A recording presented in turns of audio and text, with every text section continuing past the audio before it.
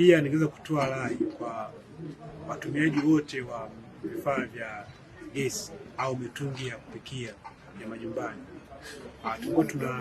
Tuna utaratibu, mtu anasafiri na mtungi wake labda kutoka kwenye umbali mmoja kwenda umbali mwingine. Kikawaida ile ni bidhaa hatarishi na hairuhusiwi mtu kwenye gari la abiria au gari ambalo halina vibali vya kupakia ile mitungi kuweza kusafirisha ile mitungi ya gesi, kwa sababu inaweza kutokea tatizo au hitilafu aina yoyote. Ile mitungi kilipuka, tunapata changamoto kubwa sana kujua ile gari ilikuwa imebeba vihatarishi gani. Kwa hiyo lazima kuna magari maalum ya kusafirishia mitungi ya gesi au mitungi ya kupikia. Kwa hiyo abiria tunawatahadharisha wasipakie hiyo mizigo ya aina ya bidhaa hatarishi. Mojawapo ni kama mafuta, mitungi ya gesi na kemikali nyingine. Pia kwa wale ambao ni mawakala wa vifaa vya kuzimia moto, tunawashauri au tunawasisitiza waweze kuweka kinachotakiwa kwenye ule mtungi wa kuzimia moto. Kwa mfano mtungi wa unga mkavu au dry powder, inabidi waweke unga mkavu dry powder, sio kuweka material aina yoyote au kuweka kitu chochote ambacho kwa wateja wetu au walaji wetu wakapata changamoto. Pia inaweza kutoa rai wale ambao wanafanya uuzaji wa mafuta kiolela, inabidi waje kuhakikisha zote tunaokoaje, kuna sheria na taratibu za kufuatwa waweze kupata vibali vya kuweza kuuza mafuta.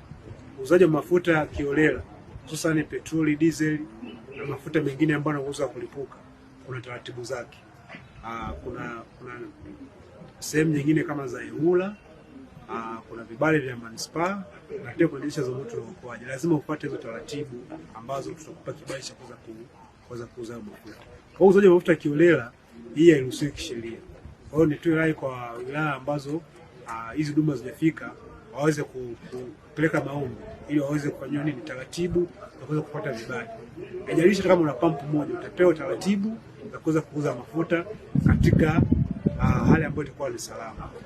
Tuna matukio mengi ambayo yametokea yanayosababisha uuzaji wa mafuta kiolela, hususan ni petroli. Mtu yupo nyumbani kwake anauza mafuta kwa kupima, hajafuata taratibu zozote, hana vifaa vya kujikinga na majanga ya moto. Hiyo inatuletea changamoto tukipata wito wa moto wa petroli, kujua kwamba huyu mtu alipataje vibali kuuza mafuta.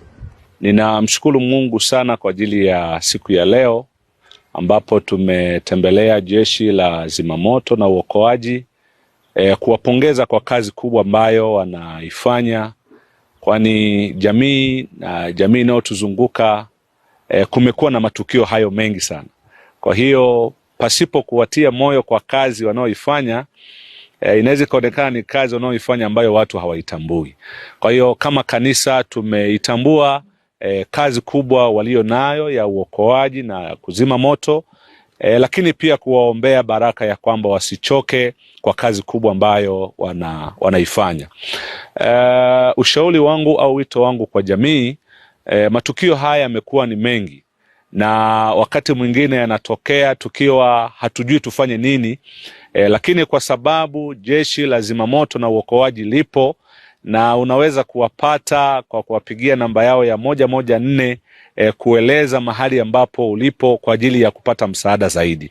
Maana kuna matukio mengi unakuta kwenye mabweni ya shule, kwenye hosteli, kwenye makanisa. Matukio haya ya moto yanatokea mahali popote. Ni vizuri kutoa taarifa mapema ili tukio hilo la uokoaji liweze kutendeka kwa wakati mzuri. Lakini kumekuwa na changamoto ya watu kudanganya, yani hajaunguliwa ila anasema nimeunguliwa, kujua kama nambi inafanya kazi.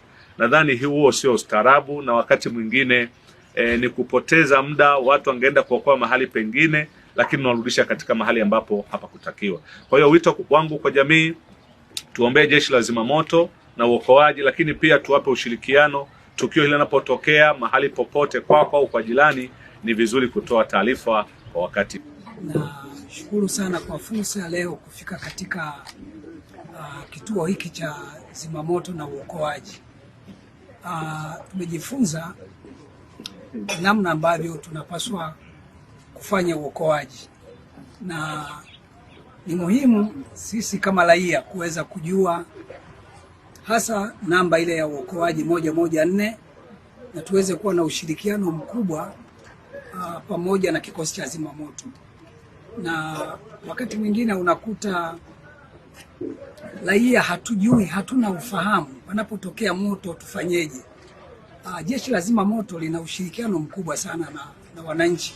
Kwa hiyo kama unahitaji ufahamu ni namna gani unaweza kuzima moto unapotokea, tujitahidi kuwa na vifaa vya kuzimia moto, hizi fire extinguisher, na ili kusudi panapotokea umetokea moto mahali ulipo, katika nyumba, kanisani, msikitini, shuleni, iweze kuwa rahisi. Lakini si kuwa na vifaa vya kuzimia moto tu, lakini tunahitaji vile vile kuwa na elimu namna ya kuzima moto.